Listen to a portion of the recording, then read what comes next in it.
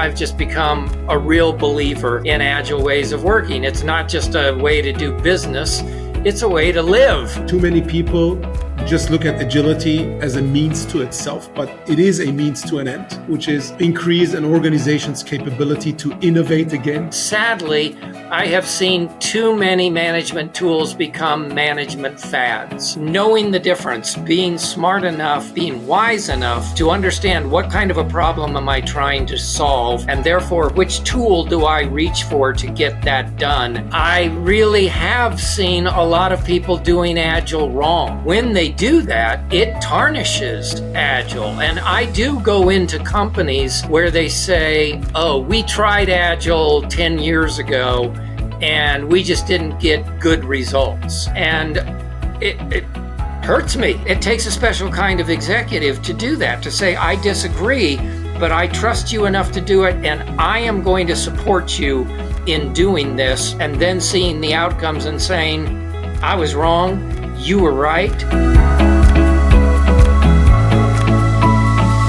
Hello, everyone, and welcome back to the Agile Insights Conversation.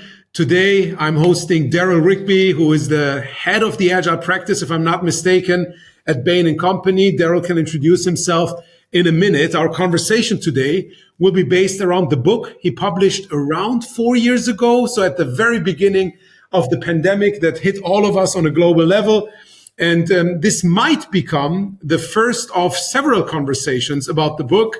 And I'm very excited to have you with us, Darrell, today. Welcome to the show. Oh, Sohrab, it's such a pleasure to see you and to be chatting with you. Thank you for having me. Yeah, it's not our first chat, just to make it clear for everyone, but it's the first one that we are recording. You were very kind to give your time when I was organizing the Agile 100 conference almost 4 years ago, where you already talked about your book, but this time it's not going to be a presentation. It's going to be a conversation between the two of us. We will capture some of the elements that you have covered in the book, but also things that you have learned ever since working with several organizations on this topic, but also my experience in that particular field. But before we dive into the topic itself, Darrell, as probably many of our listeners haven't met you before, could you briefly introduce yourself? What kind of work have you done in the past decades, basically, and what brought you into the field of agility? Well, that's a very nice way of you making the point that I'm extremely old. It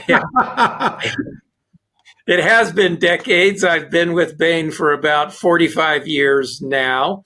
And in my career here, I've led Bain's turnaround practice. I led our global retail practice for about 26 years. And then about 20 years ago, I got very interested in innovation in general. I just prefer growth, innovation mindsets to doing turnarounds. And so I started that practice at Bain. And as I was learning to do innovation better and better, I came across agile ways of working. And so I started building that into our innovation practice.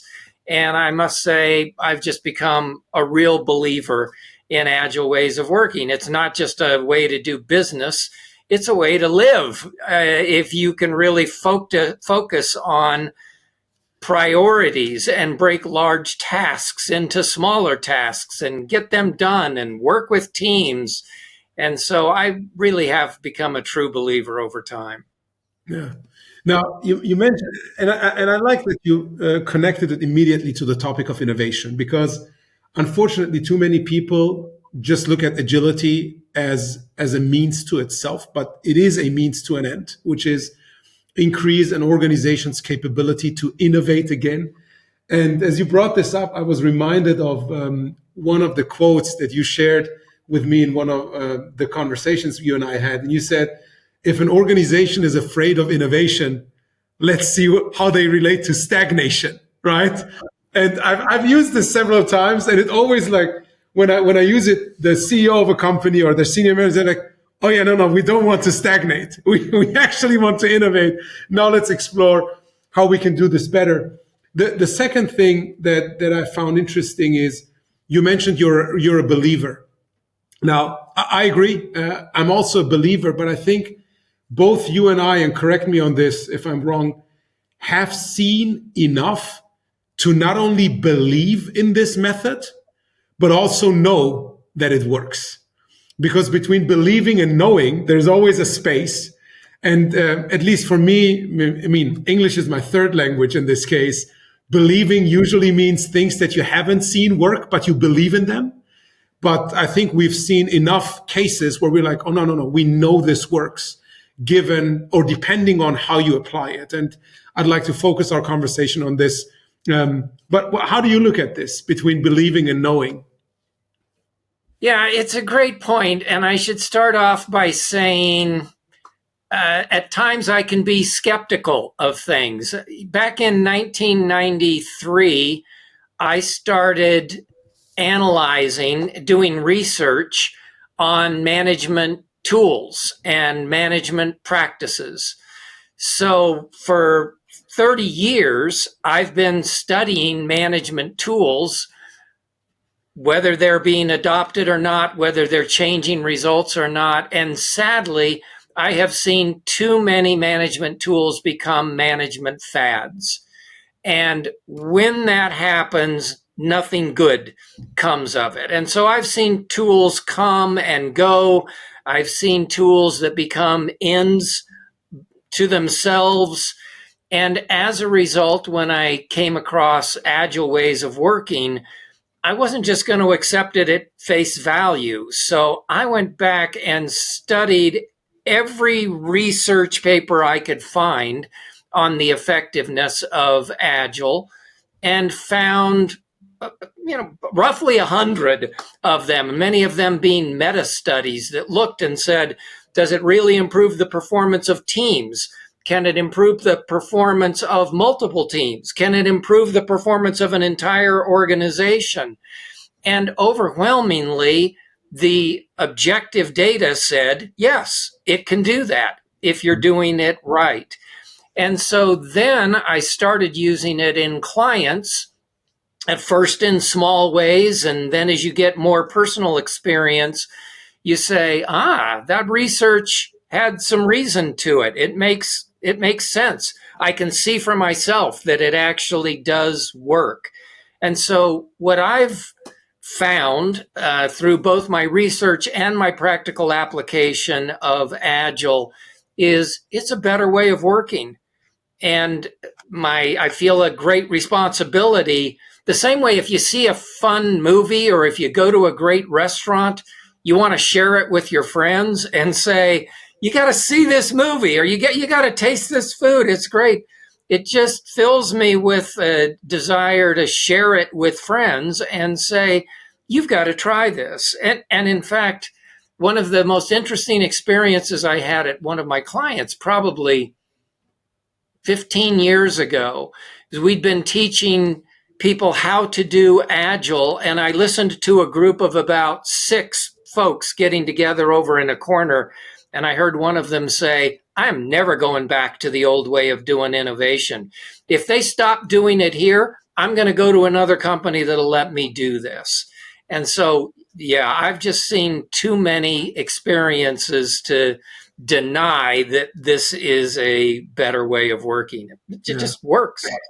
Yeah, so you don't consider this one being a management fad. That's what I'm getting from the past few minutes that you were talking, yeah? Well, let me qualify that because unfortunately, I really have seen a lot of people doing Agile wrong. And when they do that, it tarnishes Agile. And I do go into companies where they say, oh, we tried Agile 10 years ago and we just didn't get good results. And it hurts me. I feared that could happen. And sure enough, I do think there are some coaches, some consultants that are doing it wrong. And it hurts. There are a lot of people that'll say we don't use the word agile here because of our failed experience with it. And it's very, very sad to me. Yeah, no, I fully agree with you. And I've seen that happen several times as well. Now, you mentioned you've seen a lot of organizations apply Agile in the wrong way. And I assume, and correct me on this, that's why you called your book Doing Agile Right. Now, the interesting piece is, I think, as a thing that you did before this book in 2016, if I'm not mistaken, you were one of the people that did the first paper that was published in HBR around the topic of agility. It was called Embracing Agile. Back then, I was fortunate enough that the Bain partners in the German system, where I am an alumni of, reached out to me to do a translation together. But I think if I remember correctly, you co-authored that paper together with Jeff Sutherland, whom we both know. And if I'm not mistaken, also was it Nonaka or Takeuchi? Takeuchi. Takeuchi, who co-authored. Can you share with me briefly how you got to know Jeff and then also Takeuchi? Yes. So when I got interested in Agile, I wanted to go through a training course, and the course that I chose, just based on watching some videos and reading some of the work, was by Jeff Sutherland. Same here. And he just is so practical and has used it in such a variety of circumstances that I really enjoyed the course. He was humble, but strongly convinced that this was the right way to do things. And so after I took the course, I talked to him, and he described to me where he developed the concepts, and he introduced me to Takeuchi, and it was so nice to meet him. So we had several lunches, several meetings together. And then I went to the Harvard Business Review and said I'd be interested in writing an article on this. To tell you the truth, they weren't convinced at first. They thought it was too early, that it needed more time, because they don't like to write about fads. They don't like to write about things that just sort of come and go.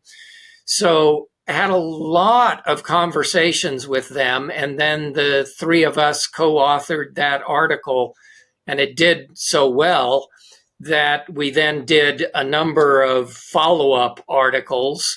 And then after that, they actually approached me and asked if I'd be willing to write the book on this topic, that they were getting lots of proposals for books, but they'd rather have me do it. And so I was pleased to work with the wonderful editorial staff there at the Harvard Business Review. And then, as you suggested, it came out at just the wrong time, just when COVID hit, because it was going to go in all the airports and bookstores at the airports. And suddenly there were nobody in airports. And so the whole distribution strategy changed, but it has done much better than most business books and than any of us expected it to do. So it's been a fun journey.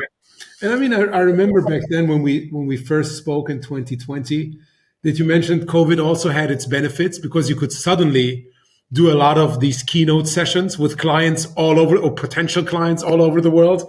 So that was, I think, an upside of COVID. Now, going back to Takeuchi, I mean, I've met and I've worked with Jeff Sutherland for many years, and I respect him a ton. I was never lucky enough to meet Takeuchi. So I envy you on that one. It must have been a pleasure to meet the person who probably not knowingly initiated this whole movement with his paper, The New Product Development Game, which also was published in HBR. But this is something for the historians in us to discuss. Now let's dive into the book. What was one of your... By the way, Sohrab, just one of the things that I loved about meeting Hirotaka Takeuchi is a lot of people have the misperception that Agile started in technology, started with IT, started with coding. And one of the things that I learned from him is, no, that's not true. He started doing it in consumer products and that it was a better way of doing product development, but it was so applicable to technology that technology jumped onto it. But it's a real mistake to believe that the roots came from technology rather than from regular product development. Absolutely. And also knowing it, like the roots being in Japan, connects Agile really well to another of those really important management innovations done in the 20th century, being the Toyota production system, which again is based on lean thinking and all of that, right? So for me, this was also very interesting, especially when I first started to apply modern ways of agility, let's put it this way, into the hardware space again, be it Right. automotive, medical devices, all of that kind of stuff, because they were initially also very skeptical, like, can we use this software approach to product? I'm like, it's not a software approach, right? It was initiated from hardware development. So let's go back to the roots. And that was super interesting to see also the results that we get from there. Now, Darrell, you started applying this, let's say about 15, 20 years ago with some of your clients. And as you mentioned, you saw many organizations that had experimented with it, but didn't get the results that they probably should have gotten if they had done it, quote unquote, the right way. And now Harvard Business Press reaches out to you and says, based on the article, the feedback, all of that, we want you to write a book. Now, writing such a book, especially with the research that you did behind it, takes a lot of effort. And being from the quote unquote Agile community myself, a lot of people were surprised that the first book around like Agile transformation and like how to do it in the right way comes from one of the big consulting firms. In this case, you being a partner at Bain. How much time and effort went into the writing of this book, including the research behind it? I would say enough time and effort that I'm not sure I ever want to do another book. It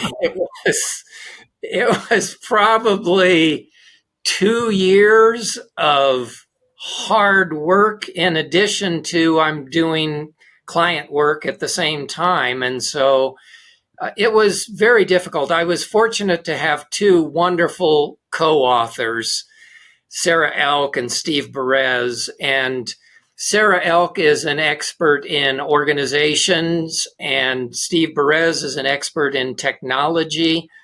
I'm pretty good at transformations and strategic management, so the three of us brought different strengths to it.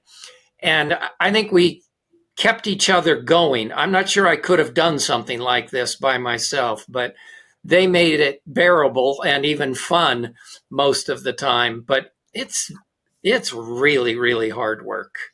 It's really hard work. I can, especially if you do it, as you mentioned, in addition to the client work that you were doing, plus the research behind it, right? Now, let's dive into the book. The book itself, and I mentioned early on in our conversation today that this might be the first of several conversations. I've run a similar approach with Roger Martin when he wrote A New Way to Think, where we covered various chapters of the book in different conversations. And I can imagine the two of us doing that here as well. Now, for the people out there who will listen to this recording at some point, the book has 8 chapters, right? It starts out with, of course, there's an introduction, which is not one of the chapters, but the introduction is very interesting just by its naming. It's the Unbalanced Company. And this is probably where I'll start today's conversation content-wise with. Then it goes into a bit of background, how Agile really works, where you explain with your co-authors how the application is. Then it's about scaling Agile, so taking it beyond one team, which is already one of the big challenges that many organizations face. And I believe you do an excellent job not being dogmatic around one specific scaling framework, but actually highlighting the benefits and downsides of each of those things. Then it goes into how agile do you want to be? This is another one of those important questions, because if agility is a means to an end, which is becoming better at innovation, there's always the question, like, how innovative do we want to be? Like, how much or which role does innovation play in our organization's success, given the business model that we have, and so on and so forth. Then you go into the topic of agile leadership, which is an interesting one, because this is, when I went through the book again as part of preparing for this conversation, primarily around the role of leadership in the transformation of an organization, not what usually people like I associate with agile leadership, like the situational leadership and all these kind of things. It's not contradictory, but it's, I think, important to highlight. And then you go into a lot of things that are very concrete as part of a transformation, including the planning piece, the budgeting piece, organization structures and people management, and then, of course, the processes, technology, and then you close with doing Agile Right. So given the depth of the topics that you cover in this book, I don't believe we will cover all of them in this conversation. So let's just start out with the very first ones and then see how far we can go. Good. When I read through the introduction, which is The Unbalanced Company, one of the sentences immediately caught my attention. And it was the following one, and then maybe you can elaborate on this. In a truly agile enterprise, bureaucracy and innovation become partners. I found that interesting because if you meet the traditional agilist, right, the people from the quote unquote community, they're like, oh, we need to get rid of all the bureaucracy out there, right? But you say bureaucracy and innovation become partners. They create a system where both elements improve and where people in each camp collaborate to generate superior results. Walk me through what you mean by this, and maybe you can also provide some examples from companies that you've worked with. Terrific. So it's a great question. And, I think people forget that bureaucracy was once one of the greatest innovations in the history of business. It's what allowed mom and pop businesses to scale and become global businesses. It wasn't really possible to do that before, to try to take the leadership's principles, the leadership's intent, and then cascade it through the organization so that you could make sure that everybody was aligned in accomplishing the same purpose, but doing it through division of labor. I think we forget that. And even the early people who wrote about bureaucracy, like Max Weber, was saying it can be a very valuable thing, but be careful. If you take it too far, it will become an iron cage, was his term. It will lock people in and it will destroy their morale. And that's exactly what happened, frankly, is that you took bureaucracy a little too far, a little too hard, and it becomes stifling. It becomes an iron cage. It becomes handcuffs for people. And so I really do believe that every company has to do two things well. They have to run the business efficiently, and they have to change the business effectively. And you have to do both of those things in order to have a growing enterprise. And there are some things, if you know what the outcome is that you're trying to achieve, and if you know how to do that, you really don't need to set up an agile team to do it. So I think of payroll processing or accounts payable or something like that. And you say, we know how to do that. Do I need to go through all of the agile ceremonies and the routines and feedback cycles? It can be a little overwhelming in some of those situations, I think. Obviously, you want everything to continue improving, but the kind of improvement that you're looking for in Agile is a bigger breakthrough improvement. That there are times, and I know a lot of Agilists think I'm being heretical for saying this, there are times when waterfall methods work just fine in innovation. There are other times when they're terrible. Knowing the difference, being smart enough, being wise enough to understand what kind of a problem am I trying to solve, and therefore which tool do I reach for to get that done. It takes a wise executive to do that. And I think it's a mistake to get too far on either side. Yeah. You mentioned being smart enough, being wise enough. I would actually say being agile enough so that you're not dogmatic about it, right? There's like one tool for everything, but have the ability to select the right tool, the right approach for the right problem. My initial, and most of the people who have been following me and these conversations know that my background is in medicine. I compare the journey of a leader with the journey of a surgeon. A surgeon that only knows one tool is not very effective, right? You need to know how to cut. You need to know how to stitch. Now, once you know how to do, like you open up a patient, at some point you realize, oh, there is, like for certain operations, I can do micro-invasive surgery using an endoscope. That's another tool that you add to your portfolio of tools, and you want to master it. And then based on the context that you're in, you decide which of these tools to select. And I think it's the same with innovation. And we've seen this, we've seen this happen. And now the distinction that you make, and you do this several times in the book, you always come back to running the business and changing the business.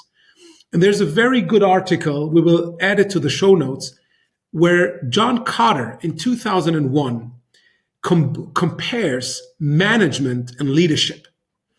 And he says, and a lot of people have different distinctions to make, but he says a manager copes with complexity, a leader copes with change. And he comes to the conclusion, based on his own research, that most US corporations, in his case, are overmanaged and underled, which doesn't mean that management needs to go away, but organizations need to develop the capacity, again, to lead also with a change based on the exponential change that they're facing in their environment. And I think it's a similar way that you say, you still need to run your business, but you also need to develop the capacity to change your business. Now, in those areas, you probably will use different approaches because they just suit the nature of changing a business better than what you do or what you use to run your business. Is that correct? Yeah, that's exactly right. And you've said it wonderfully. A lot of experts have made the point in the past that you have to do both of those things. We talk about being ambidextrous organizations, for example. Exactly. It's not a new idea necessarily. I just think it's hard to do. And so much of what we're doing in Agile now is not telling people what to do. Most people know they need to strike that balance. The question is, how do I do that? And so we're trying to get more and more specific about how you actually, as a leader, as a manager in a business, how do you work with other parts of the organization to make that work? Yeah. And the how piece, I think, is also very interesting, because if we look at most of the frameworks that have been created, that to some extent, even if you don't follow them religiously, they provide you with some guidance, like on how to set up a team. Oh, it should be cross-functional, and probably there should be one person primarily deciding on what to do next or what to work on next, right? The product owner. But I haven't come across anything that gives you the answers around how to do compensation right, and how to do people management right, and how to do cross-team coordination right. And a lot of those things are still in exploration. And at least your book provides some insights around those things. You also emphasize that none of these are like final answers, and that organizations should take inspiration from those things, but then inspect and adapt and find their own way. And I also like that you bring up different approaches to these from Dell, from Bosch, from other companies that you cover, because there is so many things you can do different, and not everything will work in every context and at every point of the journey that an organization is taking. So managing the change is a big one, but we'll get to that. Another thing that caught my eye is you also very early in the introduction, I believe, talk about management in general and the principles of scientific management as Frederick Winslow Taylor identified them. And you mentioned the four things that management was basically invented to do. And I'll read this out again so that we also share the context with the viewers. The principles of scientific management outline four fundamental tenets. Number one, managers plan work and workers do it. Number two, managers scientifically analyze the most efficient ways for workers to do work. Number three, managers scientifically select and train the right workers for the right job. And number four, managers rigorously supervise workers as they perform tasks. Makes absolute sense in the context of the beginning of the 20th century. Now, what changed over time that also requires managers to think differently about management going forward? It's a great question. And I would say a few things have changed. Number one, the world has begun moving faster. Change is accelerating. And therefore, the need to adapt more quickly, more effectively has risen. That's one thing. Second thing that has changed is back in those times, many of the managers in the business world had higher educations, and they had mostly done the jobs that were being done by the workers those days. They knew them. They had been trained in mathematics. They'd been trained in statistics, and therefore they were able to do traditional planning probably more effectively than an average worker. That's not true so much these days, by the way. In today's world, I often work with people at Bain where a first-year associate consultant or a first-year consultant knows a whole lot more about a topic than I know about that topic. They're much deeper in some of the technology issues. They're just naturally inclined to do those kinds of things. They're willing to take initiative. They're willing to innovate. And so if I'm not allowing them to do that, I'm just wasting an extraordinary amount of potential. And so when you listen to Frederick Winslow Taylor, I don't mean to be rude about this, but he will actually say for some jobs, you need workers to be doing this that are as dumb as an ox. You don't want them thinking. You just want their muscles doing this. Well, in today's knowledge economy, that is rarely true and a terrible waste of human potential. So I think the combination of the world needing a different kind of thinking and people being more educated and more able to do it on their own says you just don't need the same kind of supervision that you needed in the past. Yeah. You don't need the same kind of supervision. At the same time, you need a different approach to basically enabling people. Now, when I think back on my time when I joined Bain, and I joined Bain as a medical doctor, so like an exot getting into this, what I remember most of my time at Bain was how much the organization spent and invested into making me learn new things, right? Become a good consultant. And very few organizations, other than the big management consultancies, do that kind of an investment to keep their people constantly learning new things. And this was not only the case for me, of course, I received like special trainings given the background that I had, but everybody that joins Bain learns a ton, both on the job, which is on client work, but also in dedicated training sessions, presentations, all of that kind of stuff. And that's, I think, the change that we see in management thinking. The comparison you just gave with the ox, right, bringing the muscle, I'm not sure if you're aware of this. There's actually a quote being attributed to, I think, Henry Ford. It's a pity that when you need a pair of hands, they come with a brain attached.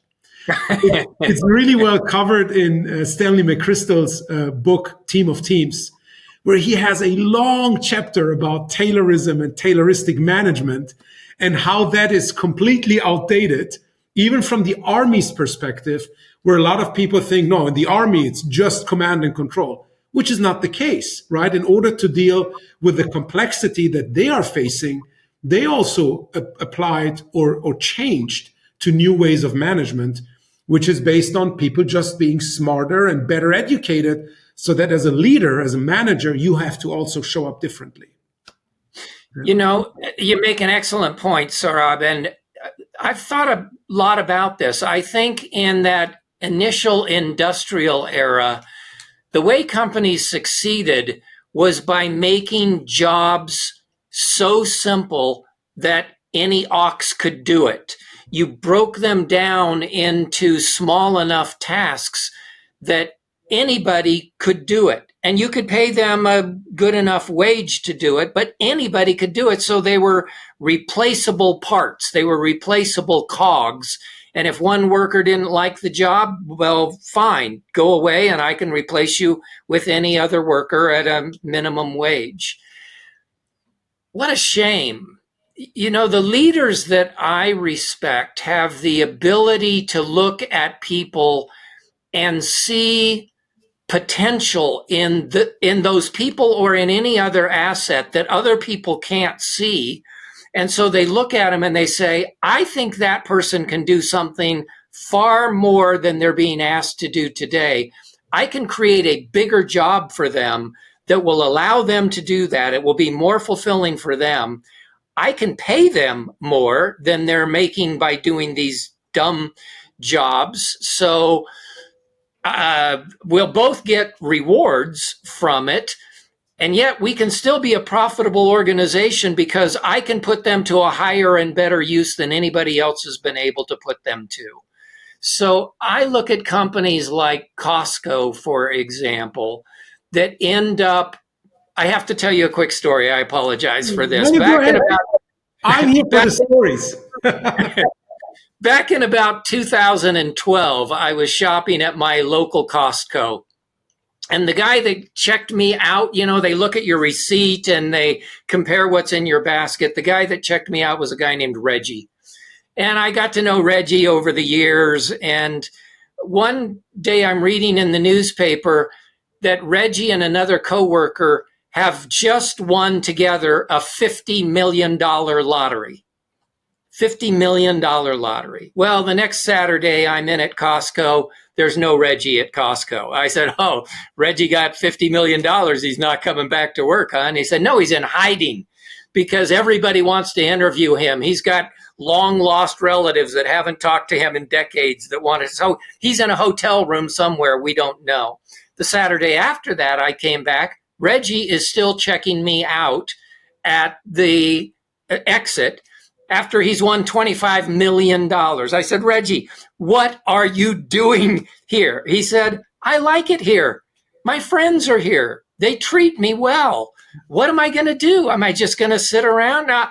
He didn't stay there forever, but he stayed there for a good long while. And it makes me wonder how many employees would say, if I won $25 million, I'd still want to come to work at a place like this.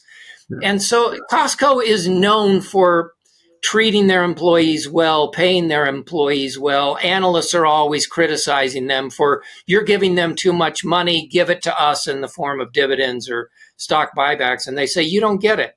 We're trying to serve a higher purpose, and we need our employees, we need our customers, we need our suppliers, we need our communities, we need our investors to all consider themselves one team accomplishing that purpose.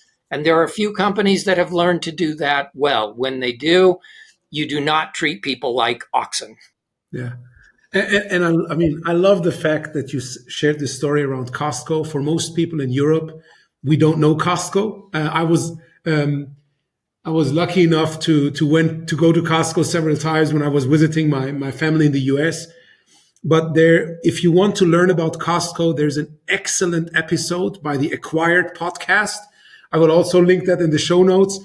And Costco, by the way, although they primarily focus in their company values on, I think, employees first, suppliers second, and then shareholders somewhere down the line, they also did well, incredibly well for their shareholders.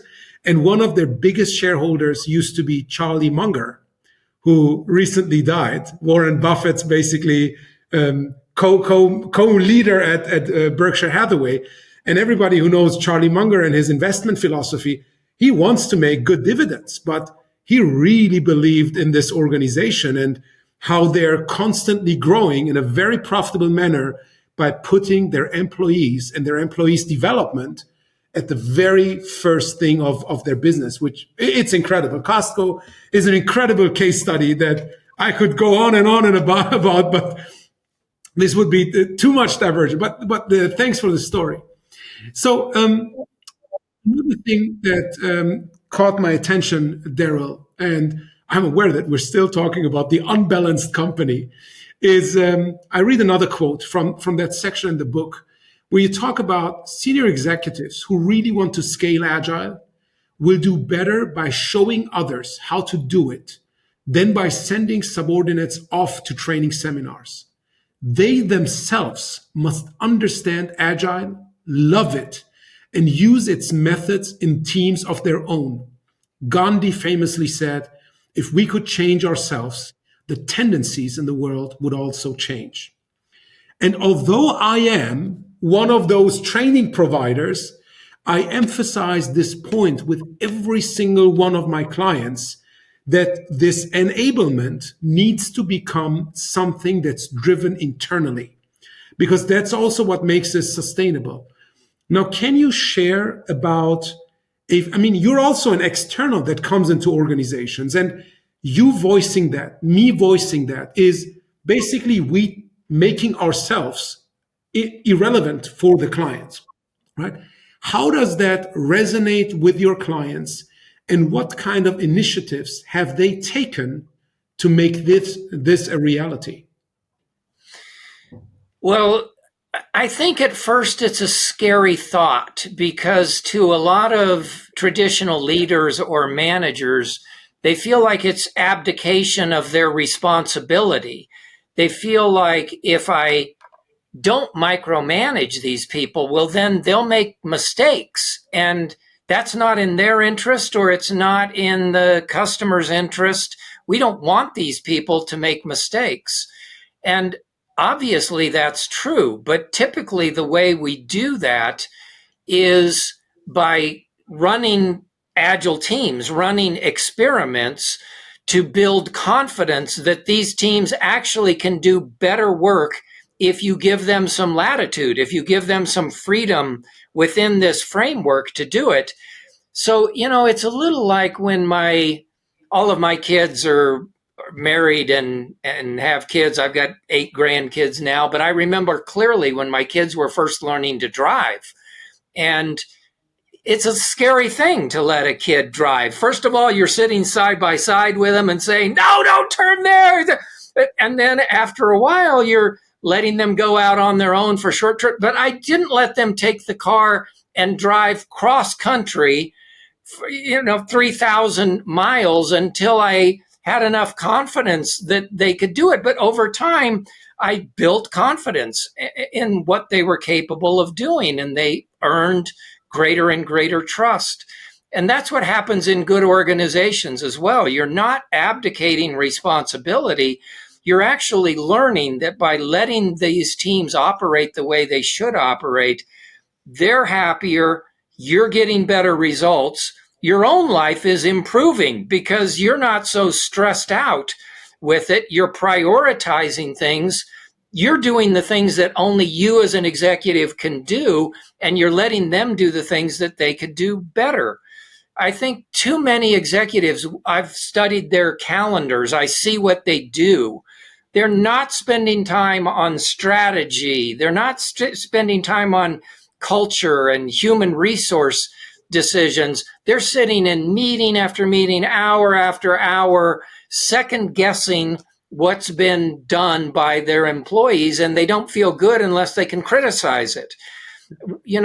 I listen to Jeff Bezos, who I think is just an outstanding innovator. And one of the things that he talks about is disagree and commit, where when he will meet with a group of subordinates, first of all, he always lets them talk first so that they don't read what he wants to hear. So he's the last one to speak in these meetings. But then they bang heads and they hammer out ideas. And at the end, if his employees feel strongly about a new idea, he will try to dissuade them. And if in the end he says, you're closer to this than I am, I trust you, I am going to disagree, but I am going to commit to try to make this as successful as we possibly can. It takes a special kind of executive to do that, to say, I disagree, but I trust you enough to do it, and I am going to support you in doing this, and then seeing the outcomes and saying, I was wrong, you were right, thank heavens, speak up. We need more people like you. And even if, and I've heard him talk about this as well, he's like, even if he turns out to be right, there is no I told you so. Right. Because that would undermine the committing piece. And for any future decision, people would not voice their ideas. They would ultimately weigh in whatever he says, right?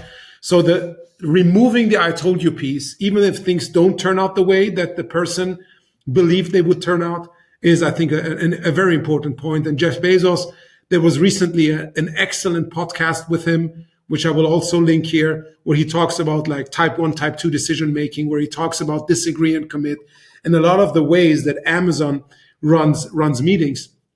And one thing that I believe is super interesting, and you also talk about that in the book, is that the pace of decision making is incredibly important for organizations to be able to change the business in a more efficient, in a more effective way.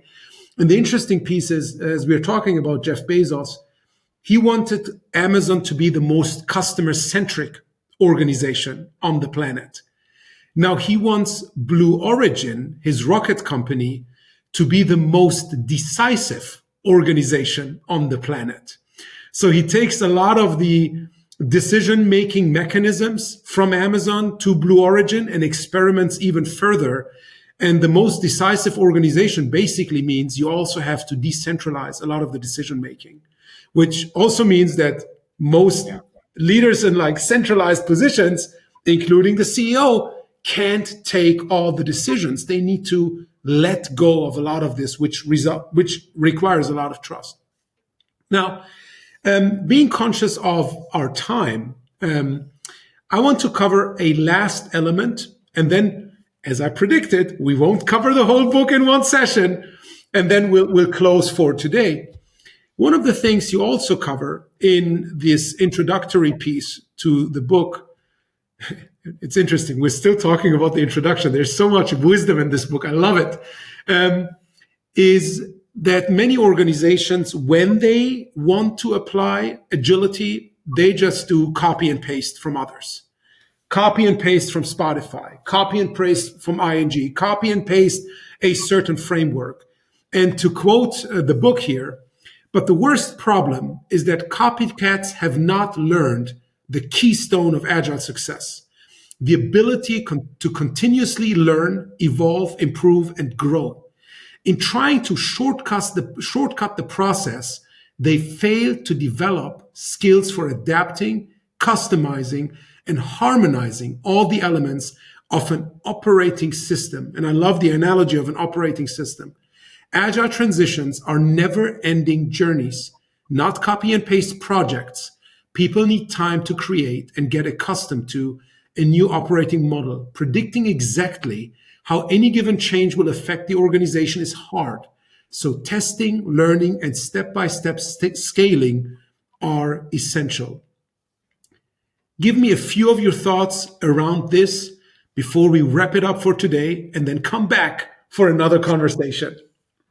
I would love to do that. I think what we're really trying to do with Agile is to build a new culture we're trying to bring out the potential of the entire organization so that it becomes an organization that's focused on growth, on continuous improvement, on a better way of managing. And if all you do is bring in something from the outside that, by the way, is highly customized to their own culture. If you ever talk to people at Spotify, as I have, about what do you think about other people using the Spotify model, if you talk to the right people, they'll say, we don't even use the Spotify model. A lot of what they're saying is not what we do here, and it hasn't been the way we operate for a decade. And we're constantly evolving, and what works for us is not going to work for you. Don't copy us. Whatever you do, don't copy us. And I just believe if all you're trying to do is just bring in something from another company and you're not teaching your own people how to develop their own capabilities, their own potential, their own growth opportunities, then you might take a little step forward and then it's going to stagnate. It's going to get bureaucratized and it'll just keep spinning and you won't keep progressing. And that's all we really want. We want to build a new culture that's obsessed with learning and growing and having fun working together. And if you do that, then those great results will follow for your customers, for your employees, for your shareholders, for your communities. You can't just copy and paste it from what somebody else is doing. It'll fail in your culture. Yeah, absolutely. I think these are nice closing words. And we already connected Agile and Lean when we talked about Takeuchi. I mean, both Taiichi Ono and I think Edward Deming mentioned, if you're going to copy one thing, don't make it the practices, make it the principles. And I believe you're basically saying the same thing here with regards to Agile. So Darrell, thank you so much for donating your time in this case, spending this 50 minutes with me. And we'll schedule the next conversation fairly soon. And I'm very much looking forward to that. Thank you. As am I. I must say, I could happily talk about this a lot longer than your listeners could happily listen to it. So Let's see. I appreciate the opportunity. Thank you. Thank you.